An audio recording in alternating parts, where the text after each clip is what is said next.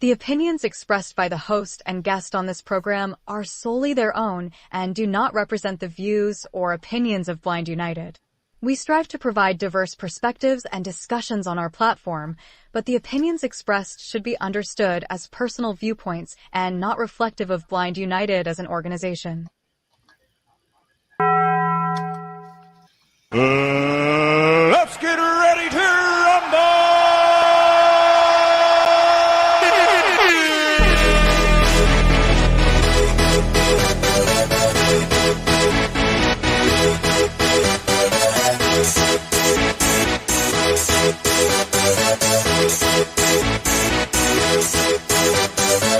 Y'all ready for this?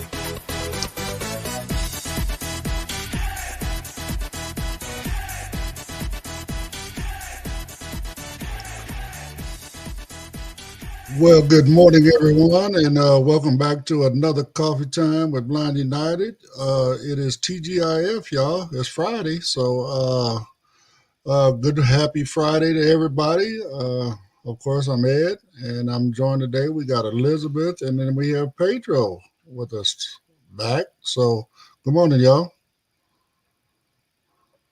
Good morning. Ed and Elizabeth. Thank God it's Friday, guys. Hey, and I still got work to do though. Well, it's still a work day, so you don't get out of work on Friday. Well, not everybody anyway. So I think that's part of the reason why Elizabeth said she was joining this morning, right? You get half a day off today, Elizabeth? Yeah, I get a few hours off today. Okay. What's it called? Public Servants Appreciation time frame. Okay, well, we appreciate you for your service. So anyway, we have one interest group for today. Tonight is movie night with me. I had a request, but I cannot find it on either one of the platforms that I use to show movies. So Grease, which was the one that was requested, can't find it. So come on in and a little bit early and let's pick a movie together and figure out what we want to watch tonight. If nobody has any ideas, of course, I got a few. So, but it's not about me. It's about you guys and what you guys want to watch. So, again, if you can come in early and let's try to get an idea of what we might want to watch so I can get it queued up and get ready to play that for us tonight. So that, again, is at 6 p.m. Pacific time tonight. It's movie night, so come on out, get your favorite drinks, beverages, snacks. Popcorn, candy, chocolate, and come enjoy a movie. Whatever it is that you helps you enjoy the movie, grab it and come on. That's what we need. So while we got Elizabeth, I'm going to let her, and it is Friday.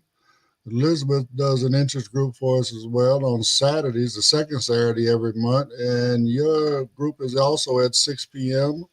Pacific time, correct, Elizabeth? Yeah, that's correct. Saturday at 6 p.m. PlayStation time, West Coast time, whatever you want to call it. That's right. So Elizabeth does travel and culture for us. She's traveled a bit, around at least around in Europe and whatnot. So she will go and, research not only the places she's visited, but other places as well, and give us a rundown on what the culture and all that kind of stuff is like. So who we talking about tomorrow, Elizabeth? So tomorrow I'm gonna be talking about Dubai. So it's one of the Emirates in the United Arab Emirates. Okay. Well, a lot of rich folks playground over there. So, Yeah, yeah, rich folks, and then they also get a lot of people from like the US and other English speaking countries that are in the West, I guess, and South Africa to go over there and be teachers and whatnot. So um, I'll talk a little bit about like a overview of Dubai and then I guess more current event stuff, culture. okay. Well, it sounds like it's going to be a very interesting group tomorrow night at 6 p.m. So don't forget to come out and join us on that. Again, Elizabeth, she's been doing this for quite a while. We always have fun with her group as well. So don't forget her tomorrow night. So on that note, I guess just maybe a little quick disclaimer before we even really get started. We have extended the cutoff dates for both of our events that are coming up on the 19th and the 25th. That would be the Scholarship Award Dinner as well as the color party. Reason being is a lot of people reached out to Cheryl and said they wouldn't be able to, get their Zelle in until this weekend. So we've extended those deadlines until Monday. So if you've been on the fence and been thinking about it, don't worry about it. You got till Monday. Just don't pay any attention to the cutoff dates when we do happen to play those advertisements. So on that note, whatever you want to do, my brother, you got the back room, so you in charge of all the buttons this morning. All right. A staggering 19x energy jump in capacitors may be the beginning of the end for batteries. It opens the door to a new era of electric efficiency. Researchers believe they've discovered a new material structure that can improve the energy storage of capacitors. The structure allows for storage while improving the efficiency of ultra-fast charging and discharging. The new find needs optimization, but has the potential to help power electric vehicles. A battery's best friend is a capacitor. Powering everything from smartphones to electric vehicles, capacitors store energy from a battery in the form of an electrical charge and enable ultra-fast charging and discharging. However, their Achilles heel has always been their limited energy storage efficiency. Now, Washington University and St. Louis researchers have unveiled a groundbreaking capacitor design that looks like it could overcome those energy storage challenges. In a study published in Science, lead author Sang-Hoon Bae, an assistant professor of mechanical engineering and material science, demonstrates a novel heterostructure that curbs energy loss, enabling capacitors to store more energy and charge rapidly without sacrificing durability. While batteries excel in storage capacity, they fall short in speed, unable to charge or discharge rapidly. Capacitors fill this gap, delivering the quick energy bursts that power-intensive devices demand. Some smartphones, for example, contain up to 500 capacitors and laptops around 800. Just don't ask the capacitor to store its energy too long. Within capacitors, ferroelectric materials offer high maximum polarization. That's useful for ultra-fast charging and discharging, but it can limit the effectiveness of energy storage or the relaxation time of a conductor. This precise control over relaxation time holds promise for a wide array of applications and has the potential to accelerate the development of highly efficient energy storage systems, the study authors write. Bae makes the change, one he unearthed while working on something completely different, by sandwiching 2D and 3D materials in atomically thin layers, using chemical and non-chemical bonds between each layer. He says a thin 3D core inserts between two outer 2D layers to produce a stack that's only 30 nanometers thick, about 1/10 that of an average virus particle. Initially, we weren't focused on energy storage, but during our exploration of material properties, we found a new physical phenomenon that we realized could be applied to energy storage, Bae says in a statement. And that was both very interesting and potentially much more useful. The sandwich structure isn't quite fully conductive or non-conductive. This semiconducting material, then, allows the energy storage, with a density up to 19 times higher than commercially available ferroelectric capacitors, while still achieving 90% efficiency, also better than what's currently available. The capacitor can hang on to its energy thanks to the minuscule gap in the material structure. That new physical phenomenon is something we hadn't seen before, Bay says. It enables us to manipulate dielectric material in such a way that it doesn't polarize and lose charge capability. The study team will continue to optimize the material structure to ensure ultra-fast charging and discharging with a new high-energy density. We must be able to do that without losing storage capacity over repeated charges, Bay says, to see this material used broadly in large electronic like electric vehicles. Now back to the coffee time crew. Well, I mean, I know a little bit about these capacitor kind of things. Back when I was driving truck, we had one on the trucks because they're like a 12-volt system, but at the same time, it has like a 20-volt, 24-volt starting. So we had to have, that capacitor in there for whenever we wanted to fire the truck up. You know what I'm saying? It stored that extra power to be able to turn that big diesel over with 24 volts rather than the standard 12 volt that runs the system. So, but this sounds really interesting, promising. I mean, anything they can do to extend the life of the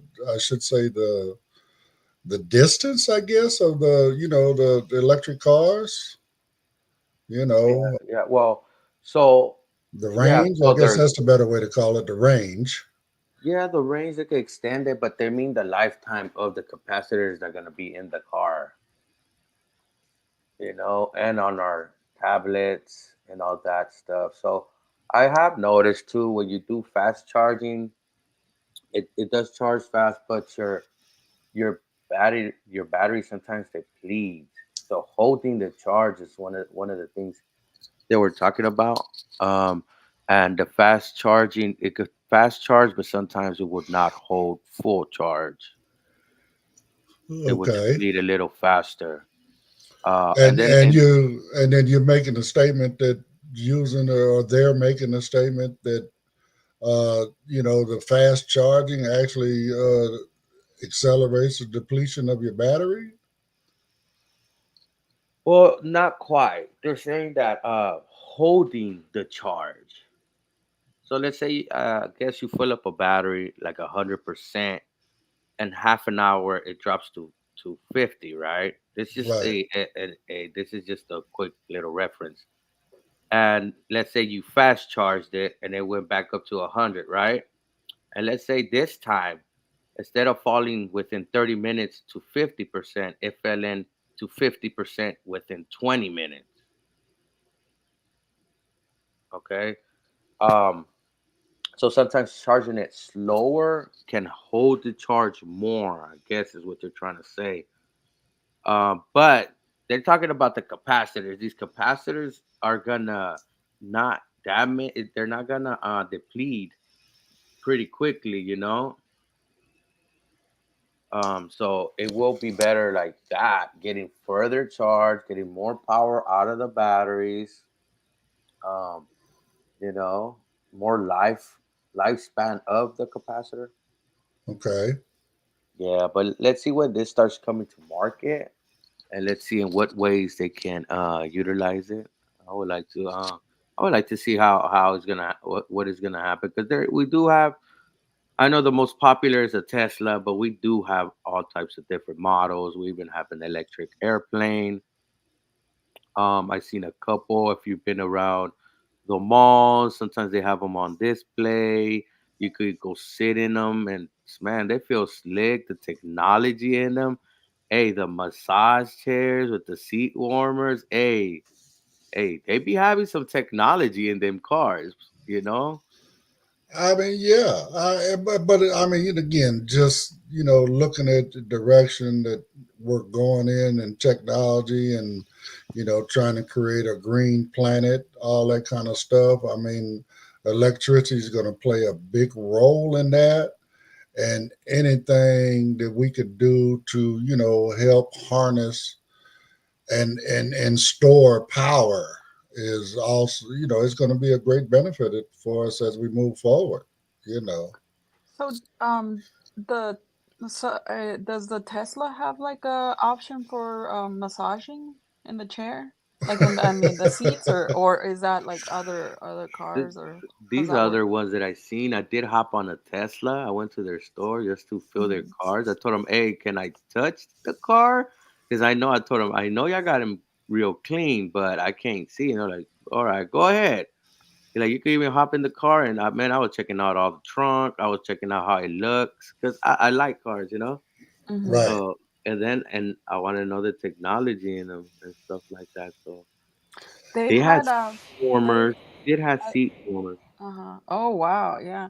Um, the mall near here has a Tesla shop, and they even had like a model replica of the car that was right next to it for like little kids. And I thought for a second, "Can I go in it?" And I was like, "I don't wanna get stuck because it's for little kids." But I was like, "That that could be the only car I can afford in this shop." And I don't know how much the little kid car was, but it was like a replica, and they have it for, like, if the parents are taking their kids and looking at the car, they can be Well, entertained. they're just continuing. That's actually something they've been doing since what, the 50s, I guess it is, where they used to create the replica little pedal cars for the kids, so when daddy went out and bought a brand new Corvette or Thunderbird or whatever the case may be, he could buy his son a little. I mean, it even had tractors and stuff like that, for the kids that were on the farm. Their dad is out there on a great big tractor plowing the fields, and the little kid could be riding around a little pedal tractor. You know what I'm saying? Imitating their parents. It's Oh cute. man, that's cute. Yeah, yeah. Yeah. Yeah. So they're just kind of emulating, what's been going on for a while. So, and believe it or not, those metal pedal cars right now, they, man, on the collector market, they harness a lot of money. Okay, they're really, really valuable, especially when they're in their original condition, unrestored, and still, what they want to say, pristine condition. Oh man, they bring in a lot of money. So, uh, uh, but then again, again, we're back to the future. Those were pedal cars. I mean, come on. I mean, I hadn't bought my kids the little electric Bigfoots and stuff like that. So like I said, just an electric Tesla for the kids. Daddy got a Tesla. The little son or daughter got a Tesla too. So Yeah, then Power Wheels. yeah, that's right. Power Wheels. That's what it was. And Yeah, and Power If Wheels. if yeah, you yeah. if you guys could have your like dream car, like let's say we get to the stage where everyone can have a car regardless of driver's license or whatnot, what would be the color of the car that you would want? I mean, I don't know. I mean, I don't have a favorite color anymore. I mean, again, red, blue, somewhere in there. But like when we was talking with Amos, Hey, uh, those are two way different choices. Red or blue. You got it. Whoa, whoa. That's a well, big but see, no color lines over here. So, but So, you or know, one day but if you're going one spot, and a different day a different color if you're going to well, another no, it's spot. even back in the day. I used to go buy the K-Swiss tennis shoes, and you used to be able to buy the K-Swiss with either red stripes or blue stripes. And I Yeah. would buy a pair of each, Ah. and I would peel the stripes off and have red and blue on two pair instead of one pair of red and one pair of blue. That makes sense. Yeah. I That know way, my we, color. I you get it a know, matte black. That's right, it. right. Well, I mean, I did that also because depending on what neighborhoods you was in, you didn't want to, upset nobody. So by having both colors on my shoes, you know what I'm Mhm. saying? I wasn't representing any one organization over the other. You know what I'm saying? So, but I mean, I So, just think that my favorite car that I would like. I mean, I was joking, like I was saying, was getting ready to get in with Amos in the Glide when we had him on and we was interviewing him. I was telling him, well, we need to put a front end of a car on the Glide. mhm. Uh, Now, I mean, I've thought about it, and just because my age, whatever, man, give me a '57 Chevy Impala front end. Or, well, it wasn't an Impala back then; it was a Bel Air. But give me a '57 Bel Air front end on that thing. You know what I'm saying? Red, and I'm good. You know, but some folks, like you said, if you choose, maybe you want a Mercedes, maybe you want a BMW, maybe you want a Phantom, Rolls Royce Phantom, whatever.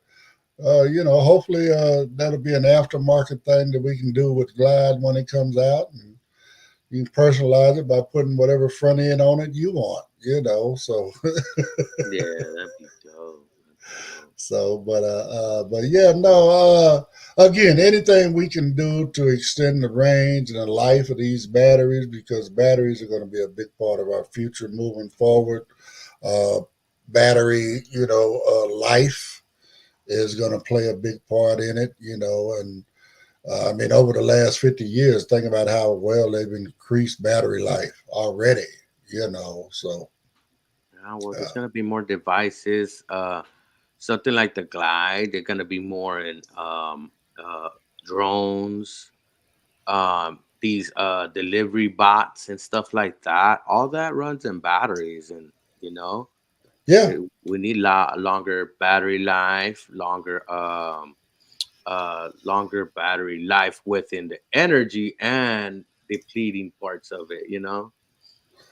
as well as ways, that it can, somehow possibly recharge, maybe not to full capacity, but at least, replenish some of the power as it's depleting power, kind of situation. I mean, as an example, what I'm speaking of, imagine a car that's using power, but the outer body of the car is maybe made out of solar panels to where it's actually, creating electricity as it sits out in the sunlight and putting it back into the batteries as you're traveling across the desert. You're extending that range by doing stuff like that.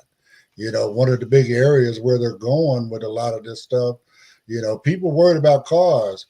The first industry that's gonna end up being affected by self-driving vehicles is the transportation industry, and I'm talking about trucks. I'm talking about all them trucks you see out on the highway.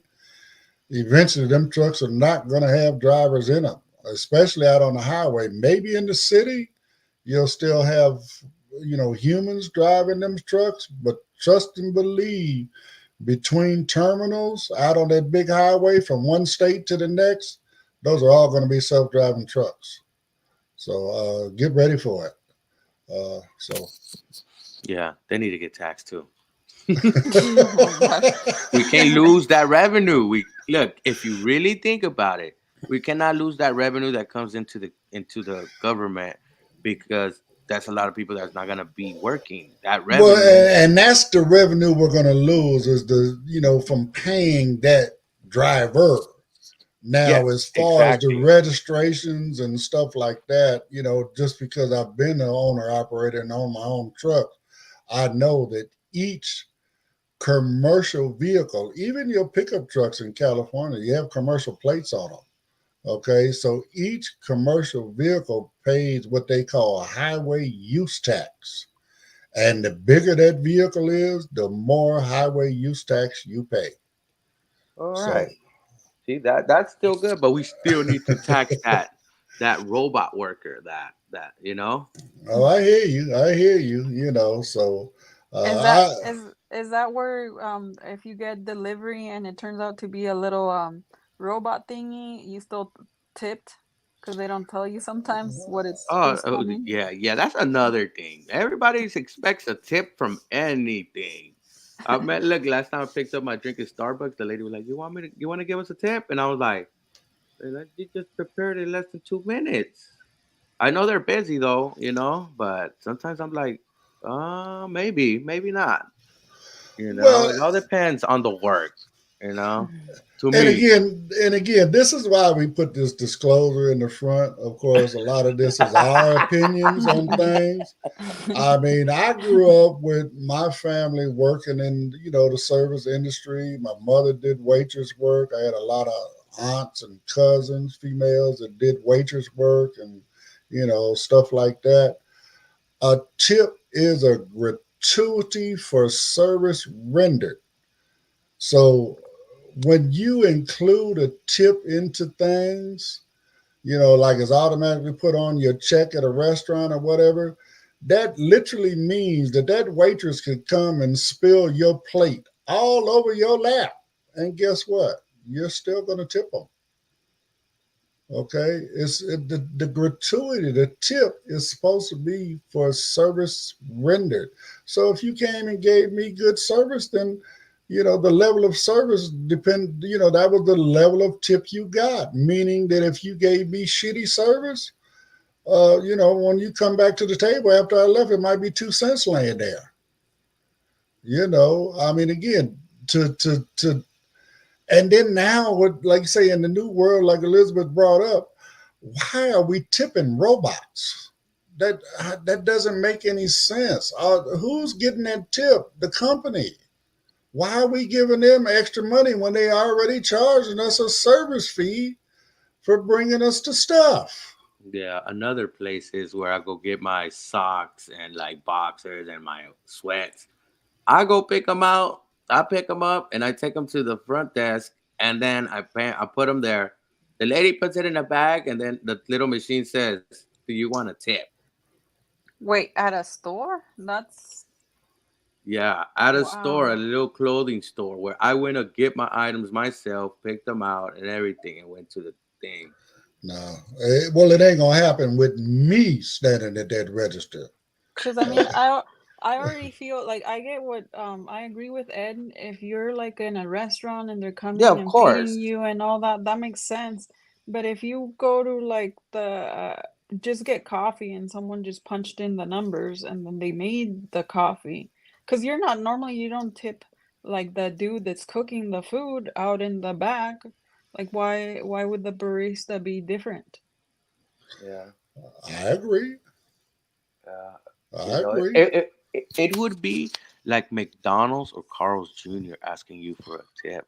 Uh, But they But will. look, I know they will. But look, in restaurants and their waitressing, and when we're a big group, hey, we tip. Sometimes it's like 15 or 20 of us, and sometimes we give a $10 tip each.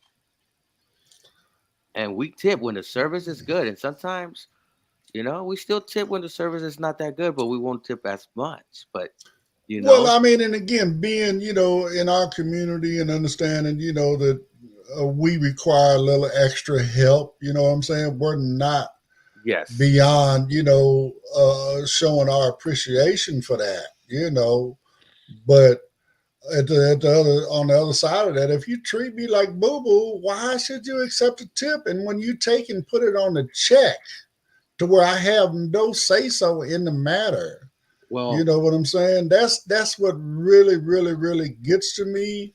You're gonna tell me, regardless of the service I receive, I'm gonna give a minimum of 15%, depending yeah, on the amount of the check or the amount of people at my table. It could go up to 20%. yes. I mean, that's just crazy to me. And then, Well, that happened to me recently in my Unseen Adventures 8 channel on YouTube. One of my recent videos. Hey, we spent like 1,000, and they added the percentage, right? She put a 18%. The service was so bad. And the Oh only wow. thing she did, oh, I take a 3% from the tip off. So it was still 15%. She wanted us to tip on $1,000 bill. And we were like, okay, but we was really upset It was somebody's wedding dinner after wedding dinner, and it was all bad. But it was forced onto us. No, we did it. We still paid, but the service was bad. I mean, it was bad. Well, we got to find us an app developer because we're going to take care of some of that as well within our community. So Yeah. we, but And but that yeah, note, though, yeah. On that note, stay away from them restaurants where you're forced to tip. That's all I can say. So, all right, let's move on to some other stuff, and we'll be back. If you'd like to know more about Blind United, you can visit our website at blindunited.org. You can email us at info@blindunited.org. You can call us at 909-846-8825. You can follow us on Instagram at Blind United Interest Groups. You can follow us on X at Blind United 22. You can watch our YouTube channel, Blind United. You could join our Facebook group, Blind United Interest Groups, or you can follow our Facebook page, Blind United. You are cordially invited to the Blind United's Color Party fundraiser. When? May 25th, 2024. Time, 1 p.m. to 5 p.m. Cost, $15 per person in advance. Please sell payments to Blind United Incorporated at blindunited2022@gmail.com. Deadline is May 6, 2024. For more information, contact Cheryl Thurston at thurston74@gmail.com or info@blindunited.org. You are cordially invited to Blind United Scholarship Ceremony. Please join us in awarding 2 scholarship recipients in honor of Les Subotnick. Date: Sunday, May 19th, 2024, held at Rodrigo's Mexican Restaurant. 12 p.m. to 4 p.m. and Omni-access service goes there. Cost per person $37 in advance, which includes your meal, tax and gratuity. Deadline to turn in money, your meal selection, and beverage will be Tuesday, May 7th, 2024. You can contact Cheryl Thurston at cthurston74@gmail.com. We will see you there. Now back to the show. Yeah, as I said earlier, ignore the cutoff dates on that. Again, both cutoff dates have been extended until Monday. So if you would like to come hang out with us and participate in either one of those events, again, you still got time. So please do so. We'd love to have you. Both of them are great, things. Number one is the scholarship. We're going to be passing out a couple. I think people will be surprised at what we're giving away when they come and see. I'm not announcing it here, but yeah, if you want to see how much money we're giving away, you're going to have to come hang out with us. But at the same time, we're going to have a lot of conversation. Les was a great guy. We're going to have a lot of conversation, probably tell a lot of stories about Les. And, for those that don't know Les, you'll be able to learn and find out what kind of guy he is. So, and then, of course, we got our color party. That is a fundraiser. We are trying to raise money over there. But, you see, we ain't trying to raise a whole lot. $15 is all it costs to come and hang out with us. With that, you get your meal, your entree, you know what I'm saying? All that kind of stuff. And we're just going to have fun, pick a color and you coordinate, the items you bring along with the color you're wearing. And you know what I'm saying? We'll just sit around and have fun and see how creative people can be with the items and stuff they bring to coordinate with their apparel. So, and before we get too much further into it, again, both of these events, any event that we do, please, we're trying to help out You Can Give Initiative. We are collecting canes, whether it's, old cane that you're not using anymore. Maybe it's a cane that broke on you, the elastic broke, or you lost a tip, for whatever reason, if you got all the pieces, man, tape them together, put them in a manila envelope kind of thing, whatever. You can reach out to youcangive.org and download an actual shipping label from him where you can send them directly to him, and he'll repair them and get them into the hands of people that need them. Or you can go to info@blindunited.org and request a shipping label from us. The ones that come to us, just so you know, we'll be getting together later on and doing what we want to call a refurbished party, where we'll all just get together and hang out and fix these canes, and then we'll ship them off to Jimmy so he can take them to these third world countries. Jimmy's doing a great thing over there. He's already given out over 2,500 canes to people that would not normally get a cane. I know it's hard to believe because we're in a country where we can buy a cane pretty much anywhere, but believe it or not, around the world, some people just cannot get a cane. And I don't know what life would be like without mine. So I've always, since Jimmy started this, I've been doing everything I can to help him. That help will never stop as long as I can help. I'm going to help. So I would love Blind United to pitch in and help wherever they can, whether it be a cane, or if you want to just donate to his cause. Again, go to youcangive.org, and everything you want to know is right there as far as donating a cane, donating money. If you just want to buy another cane or just need some accessories for your cane, I don't use a white cane. All my canes are custom canes. That's how I met Jimmy. He started a business called Custom Cane with a K. Jimmy will make a cane any way you want it, whether it's your sports team, whatever theme you have going on, or something different. I don't have any sports themed canes, but I do have 5 different custom canes. I got one with eyeballs on it. I got one that looks like a solid rod of gold. I've got 5 different ones. So Jimmy will hook up a cane any way you want, and all the proceeds from that business now goes to You Can Give. So whether you want a cane, or you want maybe a sheath to put your cane in and wear it on your hip, maybe you want, you're a low vision person and, you need a little extra help at night, and you would like a light that you can put on your cane to illuminate your path in front of you at night. I don't know, maybe you want a little Bluetooth speaker you can hang off the handle, whatever the case may be. Jimmy's got a lot of that stuff available.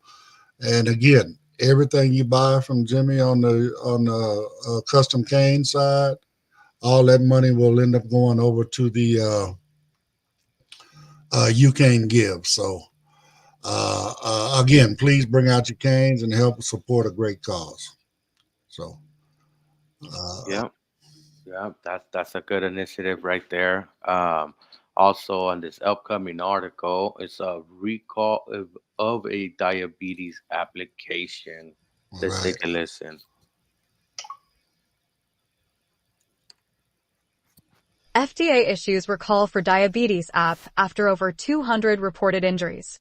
The U.S. Food and Drug Administration issued a software recall after a defective diabetes management iPhone app reportedly shut off insulin pumps, injuring at least 224 users. Initially approved by the FDA in February 2022, Tandem Medical Care's T Connect iOS app was the first of its kind to receive regulatory approval. Once downloaded, T Connect works alongside Tandem's T Slim X2 insulin pump by allowing diabetes patients to issue bolus doses of insulin over Bluetooth. Shortly following the app's 2.7 update in March 2023, however, users began to report premature device shutdowns. Further investigation determined a software bug caused the app to repeatedly crash and relaunch, subsequently draining the actual insulin pump's battery through Bluetooth communication strains. The T Slim X2 has always notified users of impending shutdowns through low-power alerts and alarms, but at least 224 people still reported complications due to the unexpected pump failures. On March 27th, Tandem issued an urgent medical device correction notice to its customers warning of the defect and explained the problem could lead to an underdelivery of insulin and may result in hyperglycemia, including severe hyperglycemia. Severe hyperglycemia can induce diabetic ketoacidosis requiring hospitalization and emergency medical services. The software patch was also announced at the same time. The FDA announced the new Class 1 recall, its most serious type, on Wednesday for version 2.7 of the T-Connect iOS app. They also warned that continued use may cause serious injuries or death, although no deaths have so far been reported due to the issue. Tandem has already contacted customers and released an over-the-air 2.7.1 patch that should fix the defective software. What to do if you use the T-Connect iOS app. To determine their current T-Connect version, owners are directed to open the app, click the setting icon, then click About. If necessary, accessing T-Connect on the iOS App Store will allow users to manually update the app. While the new update appears to solve the issue, the FDA and Tandem warn T-Slim and T-Connect owners to read all system alerts and their phone's app notifications, as well as make sure their smartphones and medical devices are fully charged before going to sleep at night. Giving a meal bolus is now the most common reason a person interacts with their pump, and the ability to do so using a smartphone app offers a convenient and discreet solution. Tandem Diabetes Care CEO and President John Sheridan said in a statement at the time of T-Connect's initial release. In its App Store version history, Tandem wrote the 2.7.1 patch was for overall app performance updates. Now back to the Coffee Time crew. Well, before I comment on that, I want to acknowledge Paul in the comments section. Good morning, Paul. He said he's in office with a short day as well, so sounds like everybody getting a lucky early Friday. Man, this sounds like some dangerous stuff. I mean, I'm not diabetic myself, but I do know quite a few, especially within our community. Diabetics are within the community, and we know quite a few folks that are on insulin and depend on, those pumps. And I know other ladies that also have, what is it, that little disc or something they put, in the back of their arm or whatever the case may be. They got different apps for, diabetes is a big issue. So, but anything that's dangerous, either not getting enough or maybe getting too much insulin or even the pump itself failing and not getting anything is a dangerous thing, so hopefully they got this stuff fixed. Yeah, well, I hope that they fixed the software bug. It didn't state that it was a pump issue. It stated it was a bug software issue through the app crashing. And it's true. Apple's been trying to get certified for certain medical things, and it's been tough for them because of the standards. But yeah, you need to have high standards for these applications that are going to monitor or administer a dosage and stuff like that. They must be put in a higher a higher bracket to check them out, because people depend on these apps, especially if you're blind and you want the right dosage or want the right reading. So I hope they're on higher scrutiny, because people's life can be in danger for one mistake that these apps may do. Right, I agree. I mean, anything medical, pertaining to your health and could potentially be life threatening, needs to be held to a higher standard. And again, understand that a lot of people don't realize, for us in our community, things that we can connect to our phone actually help us, because now it makes that device accessible. Because there's a lot of what they want to call it durable medical equipment out there now that people are getting, like Pedro's talking about. Apple's trying to get authorized to be able to have like a blood glucose monitor in their watch or whatever the case may be. Why is that? Because the blood glucose monitors that a lot of people get nowadays, they're digital, but they don't talk to us. We can't see those screens. We don't know what those readings are. We don't always have somebody available there for us to read those things for us. Some of us are not, I'm sorry, as technically savvy as Pedro and, a few others or whatever, to where they know how to use other tools, such as Be My AI or something like that to read those devices. We've been lobbying within Congress for years about trying to create some sort of a standard with these devices, especially since COVID, because nowadays there's just more and more and more self-care kind of devices out there now, where, they're writing a prescription for these blood glucose things.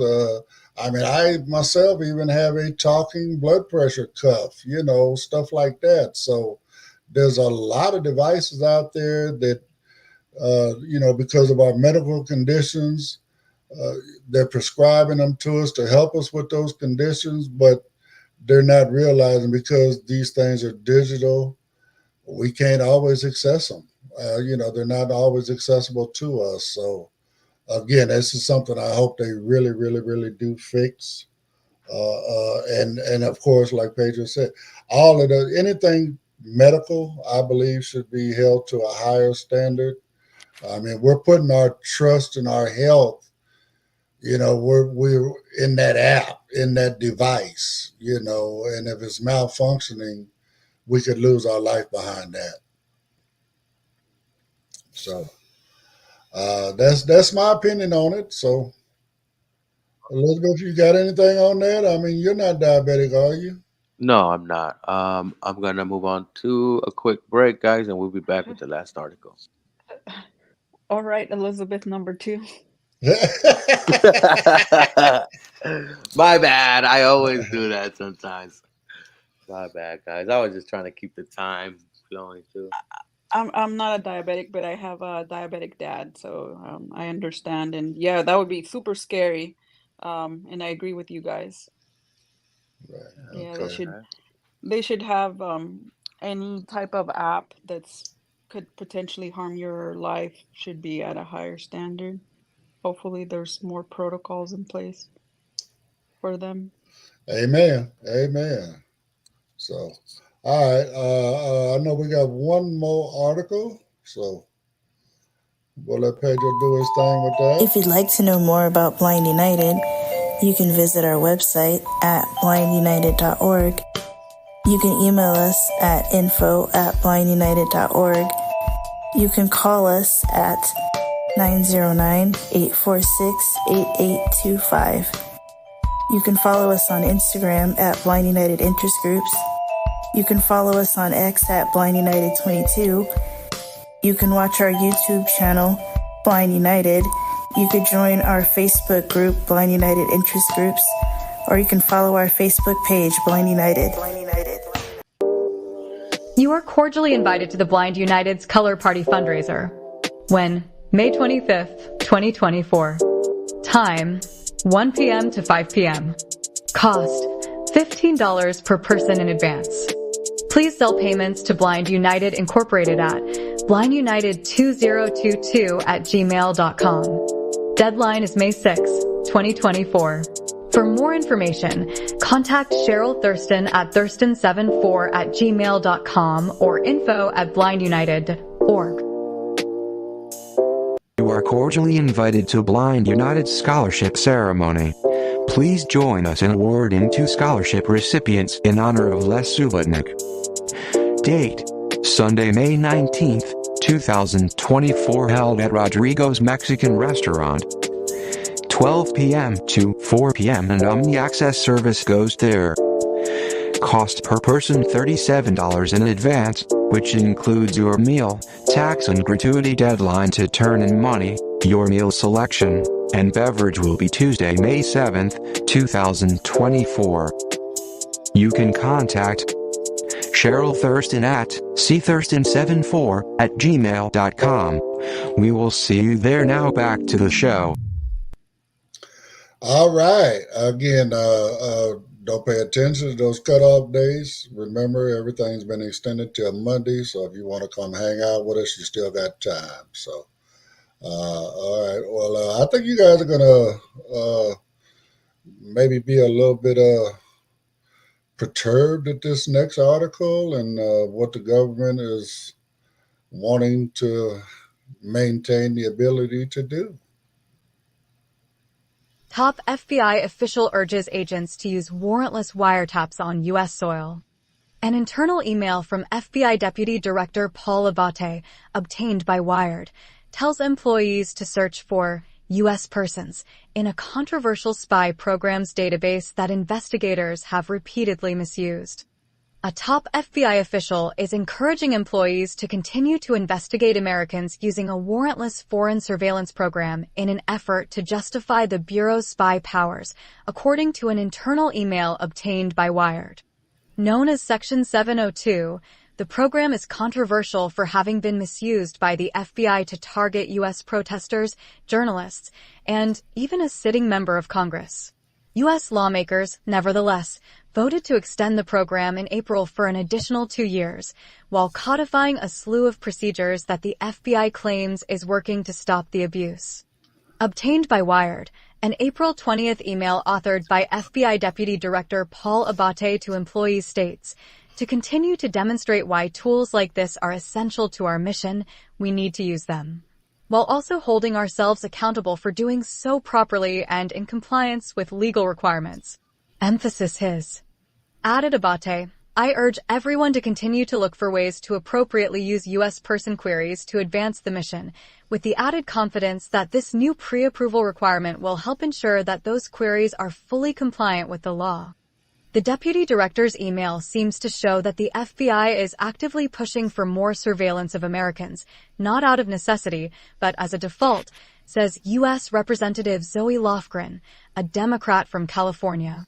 This directly contradicts earlier assertions from the FBI during the debate over Section 702's reauthorization. Following publication, FBI spokesperson Susan McKee provided a statement from the Bureau that mischaracterized Wired's reporting, inaccurately claiming it alleged that the FBI instructed its employees to violate the law or FBI policies. The statement added that Abbate's email emphasized Congress's recognition of the vital importance of FISA Section 702 to protect the American people and was sent to ensure that FBI personnel were immediately aware of and in compliance with the privacy-enhancing changes the law has put in place. Authorized under the Foreign Intelligence Surveillance Act, FISA, the 702 program permits the government to enlist American companies to eavesdrop on a variety of communications, calls, texts, emails, and possibly other forms of messaging, all without the need for a search warrant. The key requirement for the program is that at least one of the recipients, the individual targeted, be a foreigner reasonably believed to be somewhere other than on U.S. soil. In a statement to Congress last year, FBI Director Christopher Wray emphasized that the Bureau's focus was on dramatically reducing the number of times its agents scoured the 702 database for information on Americans. The frequency with which the FBI runs U.S. phone numbers or email accounts through the 702 database is hazy. The Bureau first began reporting the figure publicly in 2021, releasing the total number of times that these searches took place. That number was 2.9 million. Since then, the FBI has updated its counting methodology to count only unique searches. To wit, running the same phone number through the database multiple times a year now counts as a single search. As a result, at least in part, the number dropped to 119,383 the following year. In 2023, under more stringent guidelines, it dropped further to 57,094. Last year, a review by the Justice Department found that the FBI's compliance rate hovered around 98%, a figure that Wray and other FBI officials have touted frequently in defense of the program. Without knowing the exact number of queries, the number of non-compliant searches is impossible to calculate. At a minimum, the FBI conducted more 1,000 searches in violation of its own policies, which are now law. Under its new system of counting, the figure could be much higher. Only the Justice Department knows. In a statement earlier this year, the FBI claimed that many of these errors are the result of its employees failing to label whether a search, in fact, targeted a U.S. person. While the 702 program has been widely criticized by privacy and civil liberty proponents, the U.S. House Intelligence Committee is throwing a party Wednesday night to celebrate the recent extension of the 702 surveillance program. Multiple sources tell Wired. House Intelligence Committee Chair Mike Turner and Ranking Member Jim Himes blasted out invitations announcing a bipartisan celebration of the 702 program's continuation last week. The event, which the lawmakers have dubbed FISA Fest, is being held in a reception room in the U.S. Capitol building Wednesday night. A House Intelligence Committee spokesperson did not respond to a request for comment. Turner and Himes were instrumental in preserving the FBI's warrantless access to 702 data. In countless briefings since October, the pair urged members of their respective parties to avoid reining in the FBI's authority too greatly. Instead, the new procedures designed by the Bureau itself were touted by both lawmakers as a sufficient bulwark against further abuse. Narrowly winning that battle last month, Himes and Turner worked to kill an amendment that would have forced FBI employees to get search warrants before reviewing the communications of Americans swept up by the program. The amendment, opposed by the Biden White House, failed in a tie vote, 212 to 212. Instead, the FBI's procedures, now part of the 702 statute, require employees to affirmatively opt in before accessing the wiretaps. They must also seek permission from an FBI attorney before conducting batch queries of the database. And queries for communications of elected officials, reporters, academics, and religious figures are now all deemed sensitive and require approval from higher up the chain of command.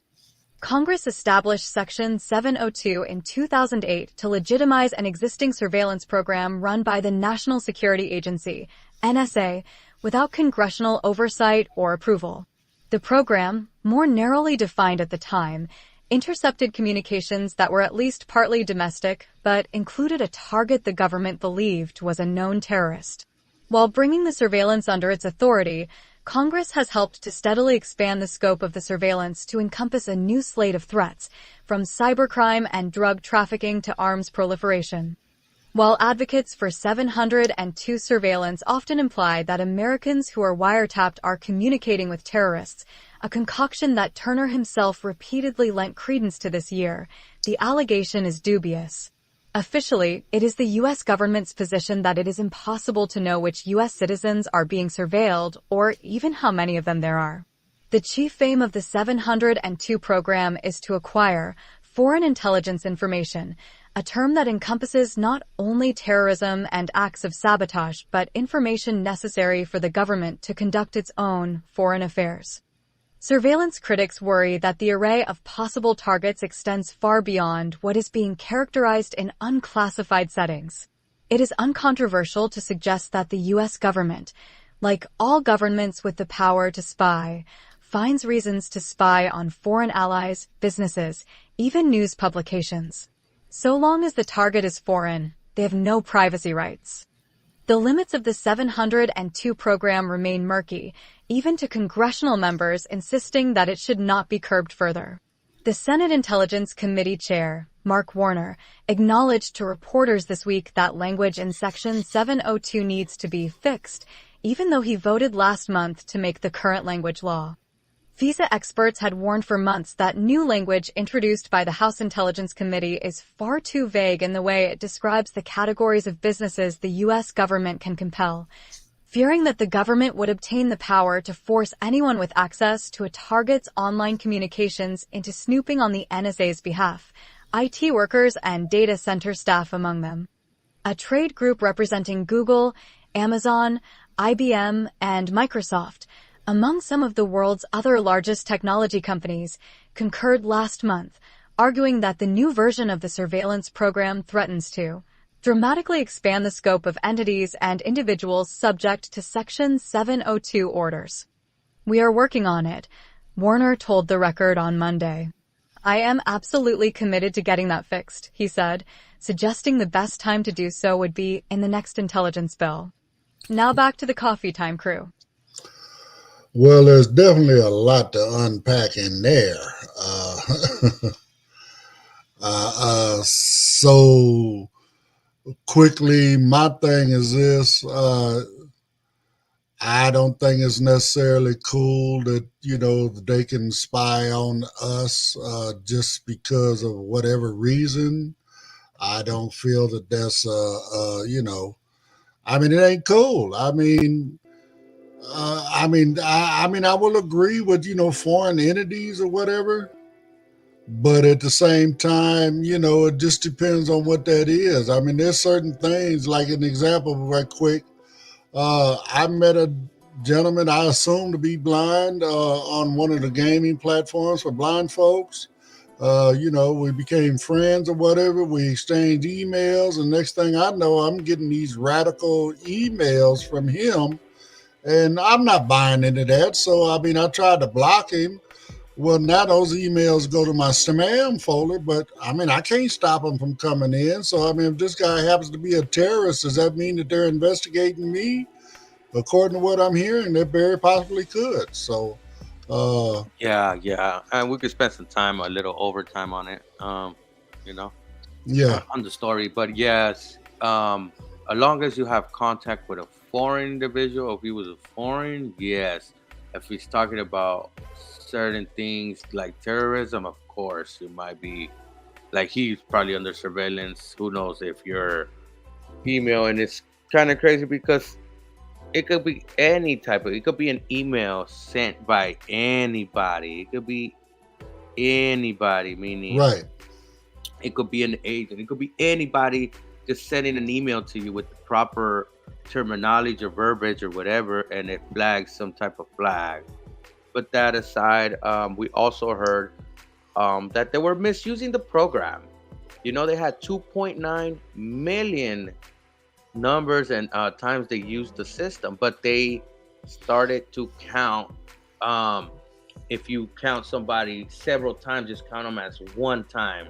Right. What system is that? I hope they could count my bills like that, because then I have cheaper bills. I hope my store items come like that. Oh, he has 4 cereal boxes, so let's just scan one.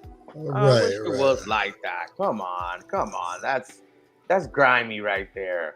It's just them coming up with a way to disguise what it is they're actually doing, and that's not right at all. So, again, folks, our government is there for us, but at the same time, left unchecked, they'll run amok. Plus, we're the boss. We're their boss. We pay their bills. That part. People don't understand. They wouldn't have a job if we didn't elect them. They wouldn't have a job if we didn't pay taxes. We pay their salaries. We pay for the cars they drive. We pay for the office buildings they work in. All of that stuff. We are the boss. Okay? We are the taxpayers. We elect them and put them in position because we believe that they're going to have our best interests. But, again, depending on what field you're in, especially when it gets into that intelligence, man, they just think the rules don't apply to them, So, man, you got to pay attention to what your government's got going on. I'm not saying everything they do is bad. I'm just saying be aware. Be aware. And you're the boss. Goal, so. Remember that. We could unelect them. We could change the rules. We could petition. We could make it known, and some of the stuff, some other things they do, a lot of the things they do is helpful. Right. But just like how you give someone unlimited power, it can corrupt.